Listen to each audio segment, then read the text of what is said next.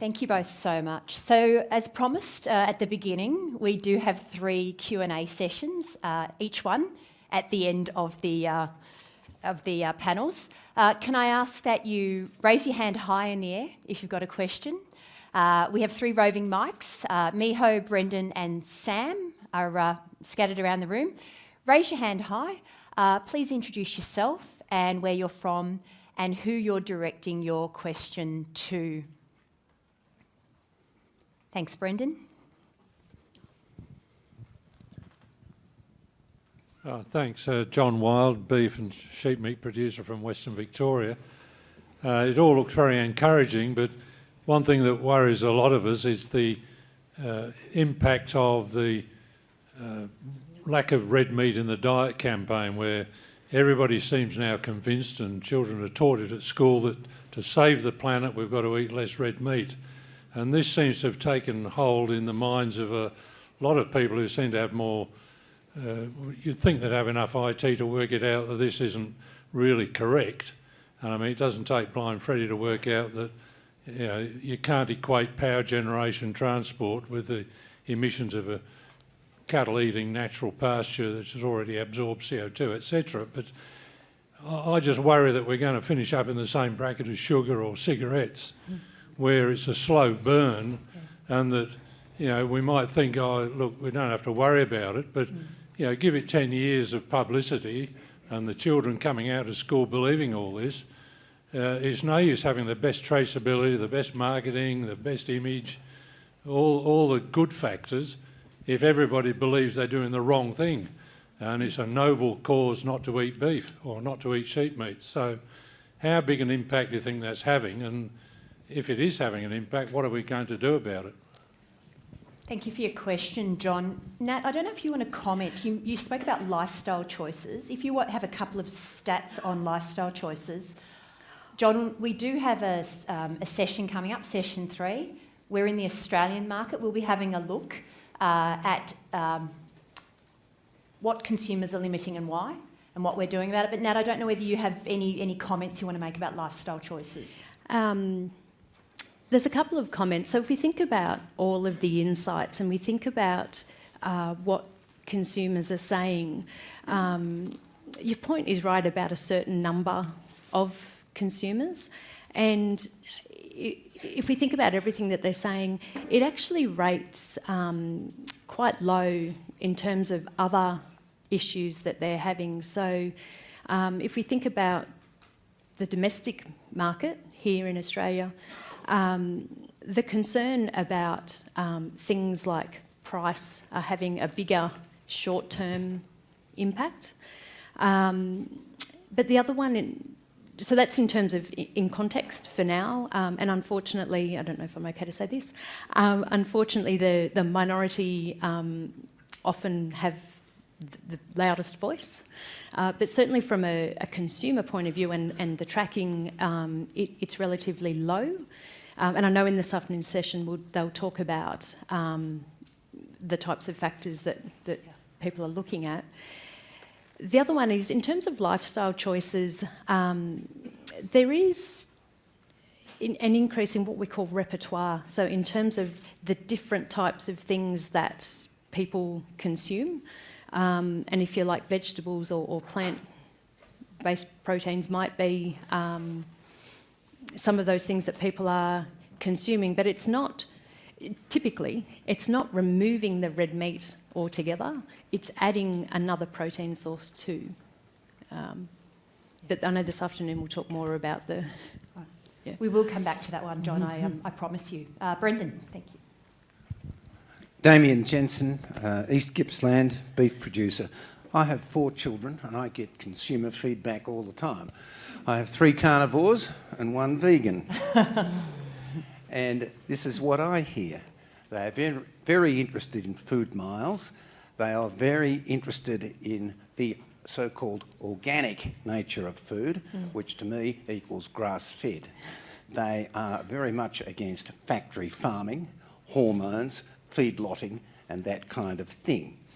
They are also aware of sustainability, which means water consumption, and as referred to before, Red meat is reputed to cost millions of litres of water per kilogram, which is not true.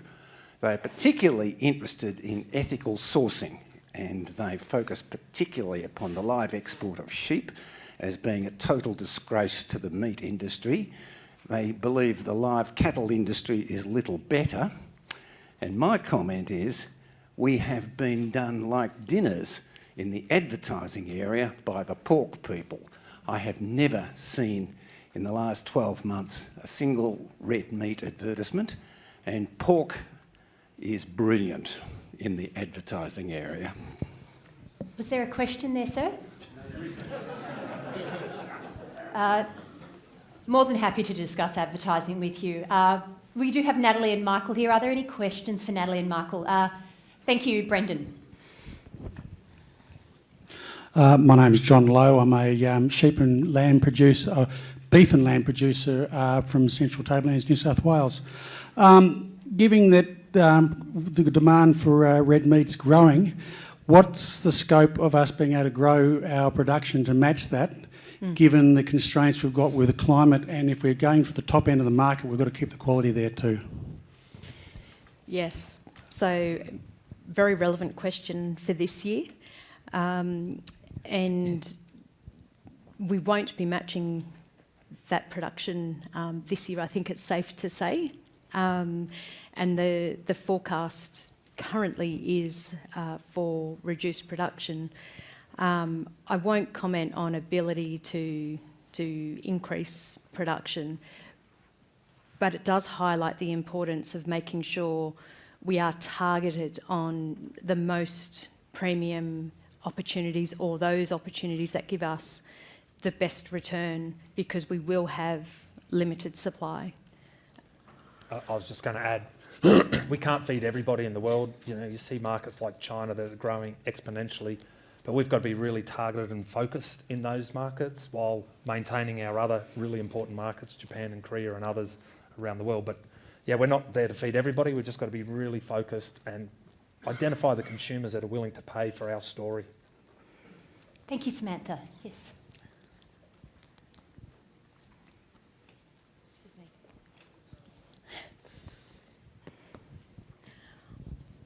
Hi, Johnny Gardner from Southwest Victoria, lamb producer. I just wondered, Natalie, if you could just dive a bit deeper into how we build that point of difference, and something to think about, building that point of difference. Yep. So with our global consumer tracker, if I think about a market like UAE, where I think we've got 6 key competitors in that market, not just the one, and we certainly know that there are, for want of better words, levels of consumers, or certainly what they're willing to pay and the premium that they're looking for. Back to the consumer research, we know from that research what's important to them when they're choosing between lamb of different country of origin.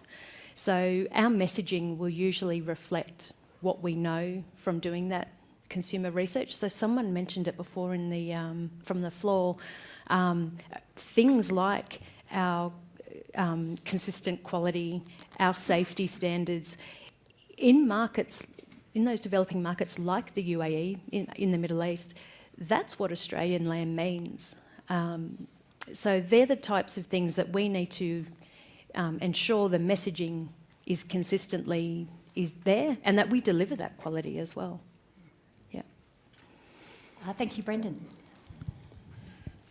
Gerald Martin from Wollonga, South Australia, and a former lamb producer and apprentice retiree at the moment.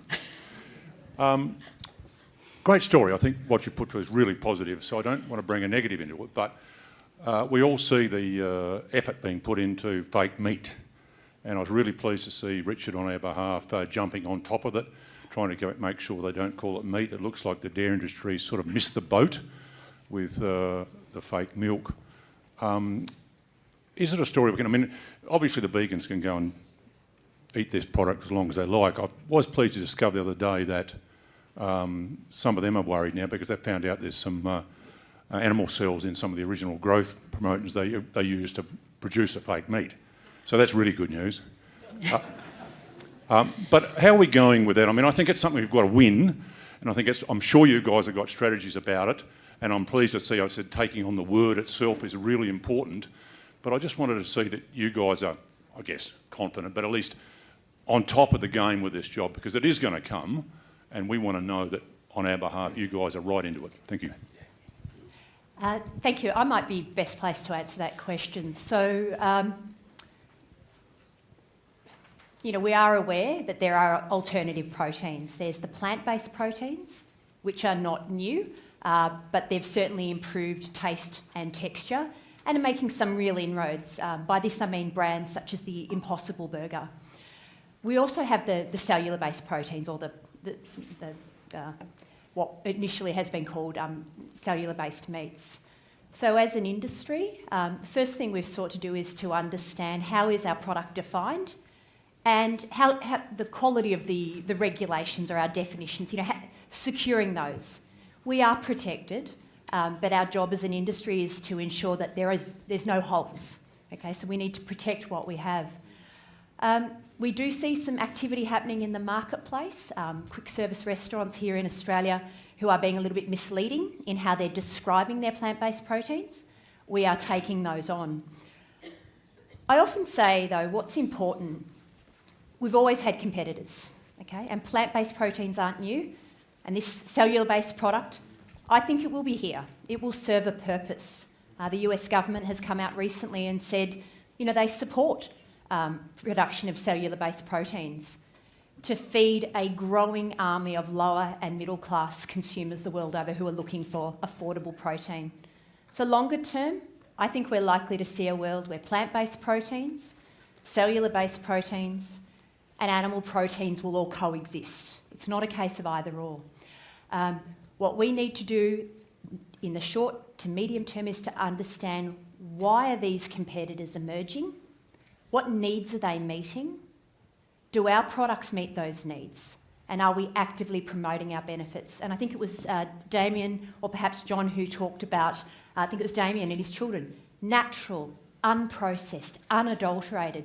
We have those strengths in droves. And I think that's part of the short, medium and longer term opportunity for animal proteins. We have another question. Thank you, Sam. And it might be our last one. Thank you. Thank you. Tom Copley, beef producer, Southern Queensland. My question is about the level of the sophistication of the data that you use. You've relied on it heavily. Do you have access to the supermarket data domestically and internationally? So what are you hanging your hat on? We don't have access to the international supermarket data. That would possibly exceed our international marketing budget. The retailers actually charge for that data. And actually Lisa's, and another reason for not buying it, Lisa will share a slide, in the third session, that just gives you a bit of a feel for the presence of Australian product in some of our global markets. So we would be paying a premium for a service for data for which we are at, say, around 2% of the market is the example that Lisa will share. We don't have that data, but we have a lot of other data. So we have domestically around our own supply and competing proteins. We have the trade flows for international markets for all proteins. We do our own global consumer research each year in 16 markets, and that's where we talk to those consumers who are most willing to pay for a quality product and therefore pay a premium. So it is skewed towards that end of the market, and it doesn't represent the total, but it's very targeted research. And then we have a whole host of other, what we call subscriptions, where you can actually purchase data globally, and anyone can. It comes at a price. And what we tend to do is look at the trends across all of the different data sources to come up with a complete picture. But we don't have one single data source. We use multiple.